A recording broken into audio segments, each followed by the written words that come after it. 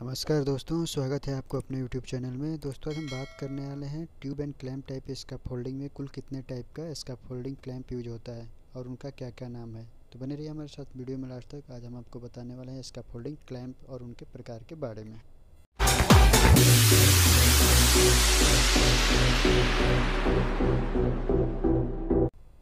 आज हम बात करने वाले हैं tube and clamp type scaffolding के बारे में।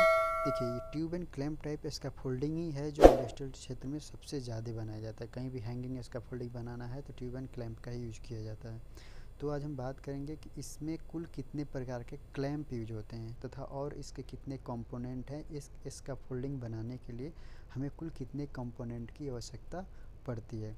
तो देखिए, सबसे पहले हमें ज़रूरत होती है बेस प्लेट की। तो सबसे नीचे किसी भी अगर ज़मीन या मिट्टी पर हम स्कैफोल्डिंग इरेक्शन करते हैं तो सबसे नीचे हमें बेस प्लेट की आवश्यकता होती है, जो एक लोहे की प्लेट हो सकती है या एक लकड़ी का स्क्वायर टुकड़ा हो सकता है, जिसके ऊपर हम अपना वर्टिकल पाइप को स्टैंडर्ड करते हैं, खड़ा करते हैं। सोल प्लेट के बाद जो लगता है उसको बोलते हैं बेस प्लेट। बेस प्लेट के ऊपर रखा जाता है वर्टिकल पाइप, जिसको हम स्टैंडर्ड पोस्ट भी कहते हैं। उसके बाद आता है क्लैंप की बारी।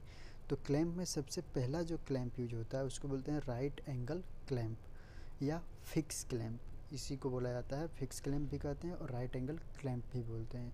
इसके बाद जो आता है उसको बोला जाता है स्विम क्लैंप या फ्री क्लैंप। स्विम क्लैंप को ही वर्कर सब चालू क्लैंप भी बोलते हैं।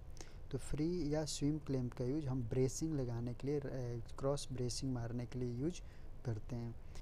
इसके बाद जो क्लैंप आता है उसको बोलते हैं बॉक्स क्लैंप। बॉक्स क्लैंप का इस्तेमाल हम दो वर्टिकल पाइप को आपस में जोड़ने के लिए करते हैं। जब स्कैफोल्डिंग का हाइट बढ़ाना होता है तो बॉक्स क्लैंप का इस्तेमाल करके हम दो वर्टिकल पाइप को आपस में जोड़ते हैं। इसके बाद जो क्लैंप यूज होता है उसको बोलते हैं बीम क्लैंप।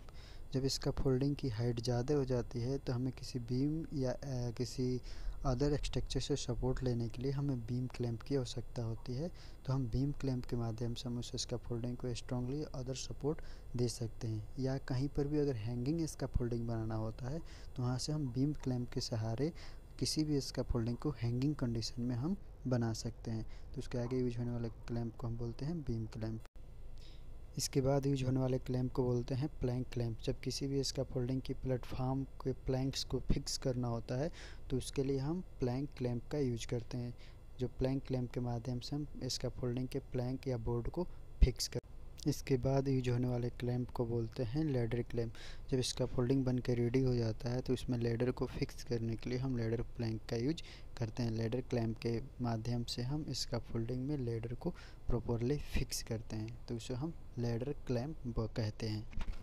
इस तरह से टोटल 8 कंपोनेंट होते हैं tube and clamp type scaffolding में। जो पहला होता है सोल प्लेट, दूसरा बेस प्लेट, तीसरा वर्टिकल पाइप, चौथा राइट एंगल क्लैंप और पांचवा होता है आपका बॉक्स क्लैंप। छठवां जो लगता है उसको बोलते हैं हम स्विम क्लैंप या फ्री क्लैंप। उसके बाद आता है बीम क्लैंप, उसके बाद आता है प्लैंक क्लैंप, उसके बाद आपका आता है लेडर और उसके बाद आता है लेडर क्लैंप और लास्ट में आपका आता है प्लैंक्स। तो इस प्रकार टोटल 10 कंपोनेंट आते हैं ट्यूब